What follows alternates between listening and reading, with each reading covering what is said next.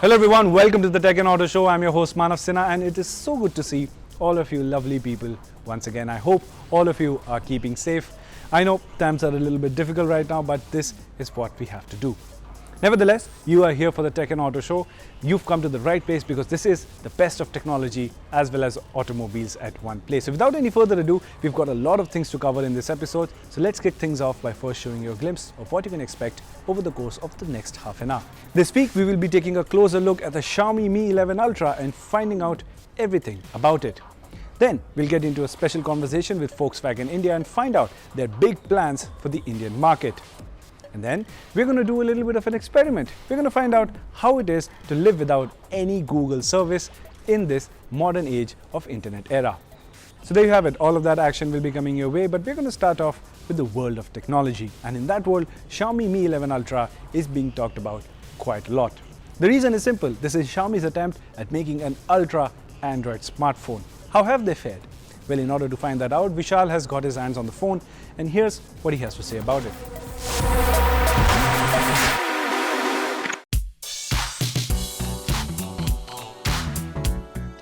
Some of our eagle-eyed viewers would remember that early last year, before the entire COVID pandemic came into being, I had spoken about something called Android superphones. The first one of its kind was the Samsung Galaxy S20 Ultra, which has since been succeeded by the Samsung Galaxy S21 Ultra earlier this year. The thing with Android superphones is that they're pretty much like flagship Android phones, which means they're extremely powerful, but there's everything that's still incrementally more powerful, incrementally better, and everything just feels like it comes together in a more premium package. The thing is, the Samsung Galaxy S20 Ultra had the 108 megapixel camera to boast about. Now we have another Android superphone, still a pretty rare variety. It's called the Xiaomi Mi 11 Ultra.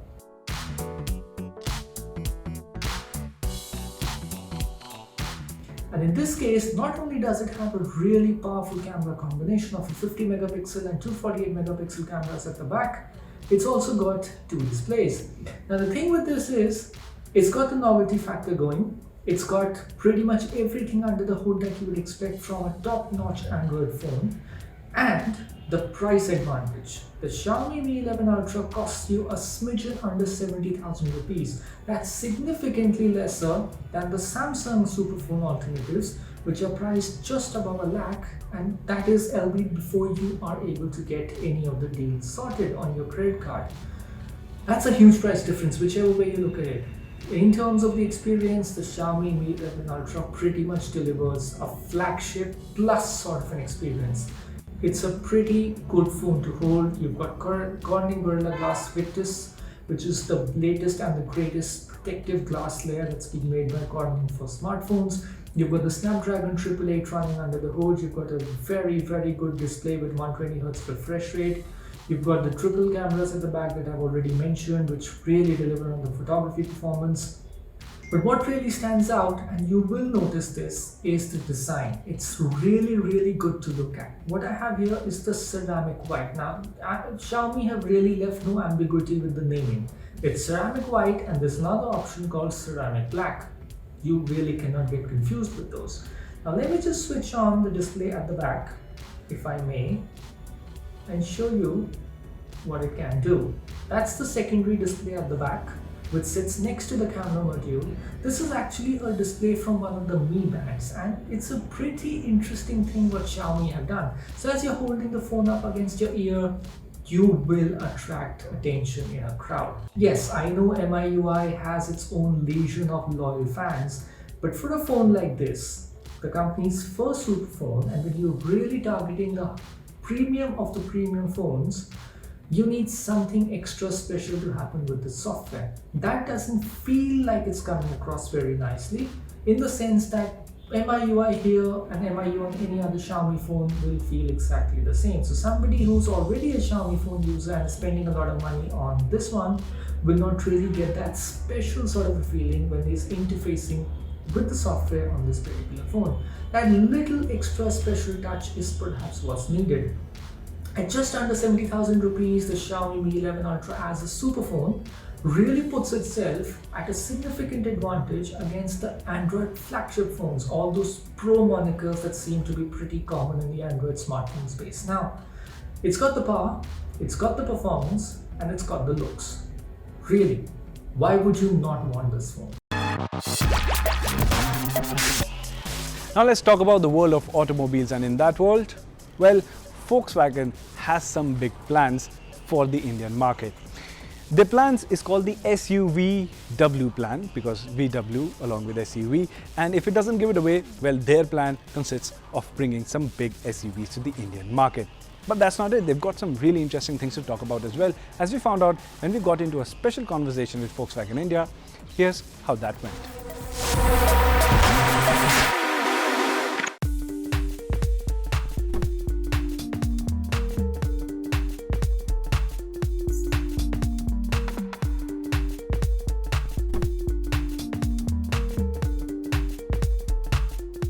So the plan for SUV offensive, which we call the SUV strategy, actually started last year with the Auto Expo, where we clearly announced that we'll be bringing 4 new SUVWs into India. 2 of these are already in, the T-Roc and Allspace, which have been runaway hits. Last year we imported 1,000 T-Rocs and 1,000 Allspace. The T-Rocs we sold off in the first 3 months itself as soon as the lockdown happened. The Allspace we were sold off virtually by November. So the success of these cars speaks for itself. I think they have been roaring successes for us. And this year we'll be introducing another 2, which completes our portfolio for SUVWs. And these 2 are the Tiguan and the new Taygun. Yeah. So I think with these 4 cars present in India, we will have a very well-rounded SUVW portfolio, which offers customers the chance to upgrade within VW as well. So each product that we are bringing under the SUVW umbrella has its unique identity, has its unique positioning, has its unique fan following. Yeah?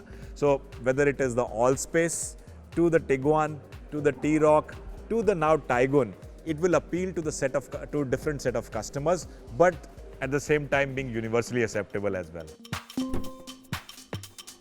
Taygun is a volume driver for us. In terms of how does it differ from the Auto Expo, I think what we showcased in the Auto Expo was more or less a production-ready car. It was not a concept that we presented. It was more or less a production-ready car, at least from the exterior. So the visual cues and the design language has not changed much. We have stayed true to the concept, which was very well loved by people who saw the car at the Auto Expo. So we have stayed true to that. What has changed, I would say, is in the interiors, which were a work in motion at that point of time. So we have formed up our interiors. We have given it a very, very strong interior appeal as well. And I think the biggest change has happened under the hood in terms of the engineering that has gone into the car. I think visually the car has evolved, yeah, in line with the product evolution over a period of time. If you look at it, the front of the car is radically different from the earlier Tiguan. You now have technology from higher segments coming into this car with the IQ lights, which is a very, very differentiated technology and a very unique technology coming into this car. On the sides, you have new alloy wheels coming in. You have more bolder lines, profile lines coming in. At the back as well, the bumper has changed with integrated exhaust pipes in it. On the inside, I think it has evolved into a much more luxurious cabin, yeah, and with the latest safety technologies inbuilt. Whenever you're introducing a new product, and I firmly believe that a product does not define a brand. It's the experience around the product that defines a brand. Yeah. So when you are introducing a new product, you also have to think about what kind of an experience are you giving to the customers when they interact with you. And that's when we started looking at the experience, the change in experience that we need to communicate. So the Sarvottam 2.0 initiatives includes initiatives on changing the visual cues on how our brand feels, what are the colors we use, to what language do our people at the showrooms and our services speak, to making sure that information about our brand, about our products, about services is more accessible to our customers, to making sure that we are present on all digital platforms. That's where customers are right now searching. So bringing all these elements together, we call it the Sarvottam 2.0 program. it has almost 42 to 45 unique initiatives which we are implementing across our digital platforms, at our dealerships and our processes to give a very differentiated experience to our customers.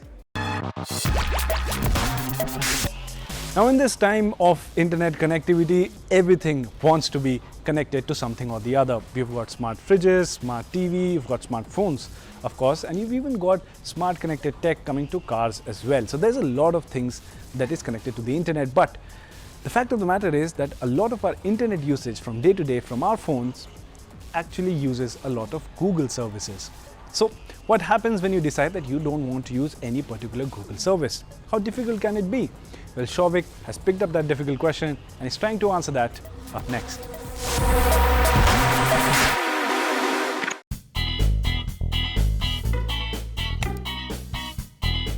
Google has become such an essential service for all users that it's become practically impossible to live without some Google service or the other at some point of time if you are on the internet. Be it the fact that your device is based on Android, or that you need to search something, go to a location, chat with someone, in everything possible there is some Google service or the other at play. But is it really possible to live on the internet without any Google service whatsoever? We're going to take a look at living on the internet without any Google service to the best possible measure, which is something that privacy-focused users who do not wish to be tracked across the internet in any form should know about. Here's looking at the best ways in which you can avoid Google despite being on the internet and using the best of its services. Now, of course, the conversation begins with Android. You see, Android, of course, is provided by Google today. They took the Android open source project and applied their own elements to make it their own. As a result, Google today provides regular software updates and an exhaustive app support to make sure that users remain within the Android ecosystem. And this is something that many anti-competitive advocates have raised over time. And many app developers have also spoken about the monopolistic power that Google holds over the market. If you want to do away with all that, if you want to do away with any Google service running on your phone, your best bet out there today is EOS. Run by the E Foundation, which centers its activity around privacy and gives the power of privacy back to the user. EOS has the power to support most mainstream Android apps. The E Foundation regularly supports EOS with software updates that includes bug patches to fix numerous vulnerabilities that cyber attackers might target you with. And at the end of the day, at the center, EOS is Android itself. After all, it's based on the AOSP, which is Android open source program. And all things taken together, it gets most of the app supports. Yes, a certain number of niche apps which might be localized to your country. For instance, the likes of ICICI Bank's iMobile mobile banking app, or even HDFC Bank's mobile banking app. Stuff like that are not available on the EOS App Store. However, apps like WhatsApp, Netflix, Signal, and even local social media apps such as ShareChat are available on the platform. An exhaustive number of devices are already supported by it, which includes the likes of OnePlus, Samsung's Galaxy S series flagship, and Xiaomi's Redmi Note series, which are pretty popular in India. All things taken together, if Android is being a bit too pushy for you in terms of the power and overall command that Google holds over it, EOS is the best option for you to go with. We then come to individual apps and services which you can use to replace Google's mainstream services, which we generally have become used to using every day. Now the catch here is that Google of course collects a whole lot of data, but that has clearly helped them improve their services. As a result, the Google search engine of course returns some of the best possible search engine results that you can see, and it might take you a while to get used to other search engines such as the privacy focused DuckDuckGo. However, with the right search terms and a bit of looking around, you can find the results that you also find on the Google search engine. In terms of the other range of activities, you can replace Google Chrome with Brave, which is a move that we anyway recommend because it makes sure that your Google account is not compulsorily linked to your browsing activity history and you are not tracked across the internet at all times. In terms of email, you can replace your Google account and Google Mail services with Proton Mail, which is an encrypted email service based in Switzerland, and so on and so forth. So there are a whole list of alternatives which you can replace Google services with. For instance, you can replace Google Meet, which is a video conferencing software, with Jitsi, which has been recommended by privacy and security advocates around the world. Now, while there are plenty of these alternatives and there is possibly an option for you to look for such a privacy alternative at every step of the way, things do come with a catch. You see, using Google services is simply very convenient. You can, for instance, just link your account to your web browser and all your activities will be synced across all your devices. That simply makes it a very cohesive experience to use email and switch to navigation and move over to conversations on Google Meet and so on and so forth without having to look around and open multiple tabs and work on what might essentially feel like a fragmented experience. However, this fragmented experience is the very thing which lets you experience how the open internet was before such mass surveillance tactics and centralized monopolies were established. Companies like Google and Facebook have of course afforded users convenience by letting you sign in using one account, which makes sure that all your activities are synced across all your devices, and also giving you recommendations based on your usage. So it of course would seem very convenient that the moment you log into one platform, you are recommended content that you always like. This, however, comes at the cost of user privacy and user security as well, because this data can also be provided to advertisers to target you with key statistics, and this data set we have come to see can also include sensitive information. Companies like Google and Facebook have of course spoken out about the fact that they do not sell such sensitive data, but then at the end of the day, the power to decide what data is sensitive and what data isn't to a user lies in the hands of corporate giants like Google and Facebook. And if you want to move away and not let them take that call for you, these are the best means for you to use right now. Welcome back. You're watching the Tech and Auto Show and I'm your host Manav Sinha. Now, BMW makes some really fun to drive cars and some really luxurious cars as well. But what if you wanted a package from BMW that pretty much sums everything that BMW is known for? Good styling, luxurious features, and great driving pleasure as well, as BMW cars are known for. Well, the amalgamation of all of these things results in the form of the new BMW 6 Series Gran Turismo. I got to drive it. Here's how the car is.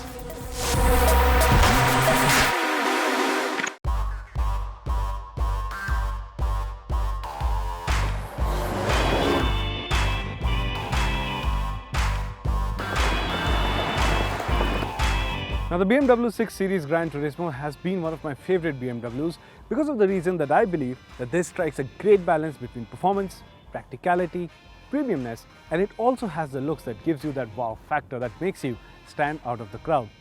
Now, for the year 2021, BMW is bringing back the 6 Series GT with a facelift and some added new features. So we're going to find out what those features are, and we'll tell you what the car brings to the table for the money it asks from you.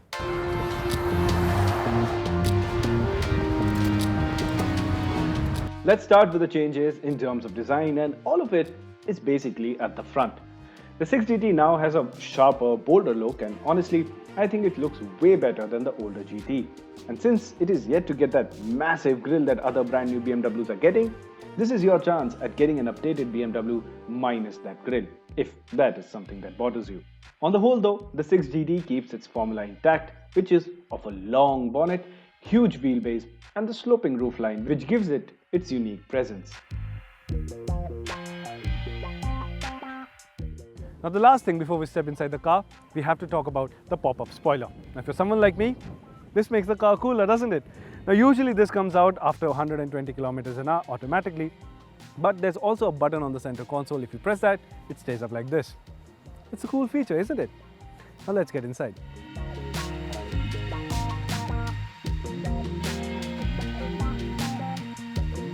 Alright, let's talk interiors, let's talk changes, and the big change are the screens.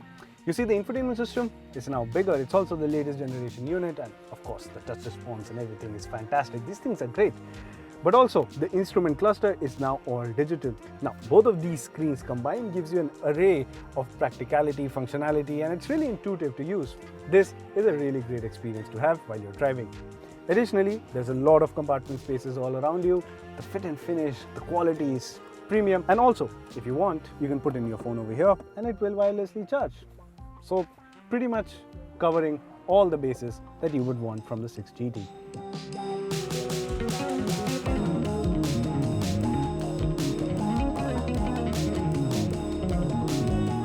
Now coming to the rear seat experience of the 6GT, the driver's seat has been set as per my height. For reference, I'm 5'10", and you can see I have all the space that I could want. The seats are really comfortable, ergonomically they're spot on, and I can adjust the backrest with a touch of a button if I want. That's a really nice touch. Speaking of touch, there are screens in front of me, they're adjustable, and yes, they are touch responsive as well. Another great feature over here is the fact that with the push of a button, I can have these shades pop up, again, for some privacy if I want to. So all in all, it's a really nice, plush, comfortable place to be in. You'll like this place. Keep in mind though that the electrically operated blinds are optional, and so is the panoramic sunroof that you see in our test car. The 16-speaker Harman Kardon sound system, however, is standard, and so is the support for wireless Apple CarPlay and Android Auto. Lastly, talking of practicality, the boot space is a massive 600 liters even with the rear seats up, so airport runs and highway drives won't be a problem. And that nicely brings us to the driving experience. Now the BMW 6GT will come with 3 drivetrain options. 2 of them are diesel. You can either have it with a 2-liter inline 4-cylinder diesel engine with the 620D, or you can have it with an inline 6-cylinder 3-liter diesel engine with the 630D. There's a petrol engine option as well, that is the one that we are driving. This is the 630i, and this gets a 2-liter inline 4-cylinder petrol engine. This engine makes 258 horsepower and 400 Newton meters of torque and comes with an 8-speed automatic transmission. This makes the car capable of doing 0 to 100 km an hour in just 6.5 seconds and go on to achieve a top speed of 250 km an hour. Now these are the numbers, but as for the experience, the 6GT is quite versatile. You have a long list of driving modes to choose from, and you also get to customize it as per your needs, or simply you can put it in adaptive mode, which does all the selections for you. In the sportier setting, it's a typical BMW, which is to say that it offers excellent feedback to the driver and has an engaging driving experience. The suspension and the drivetrain adapt and give you a crisper response.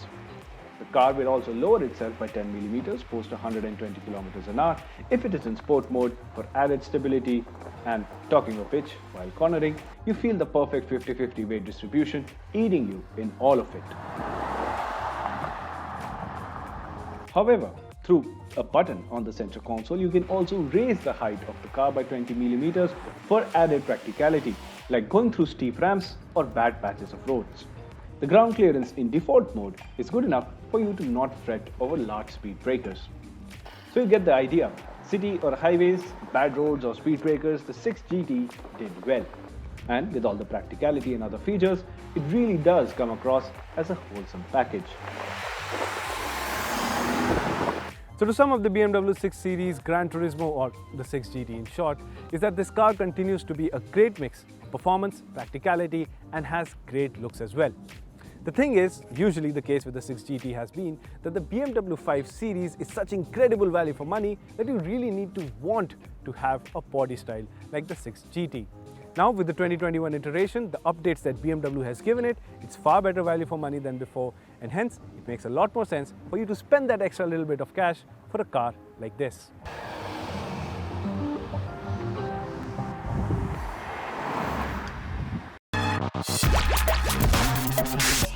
And with that, we've come to the end of this edition of the Tech and Auto Show.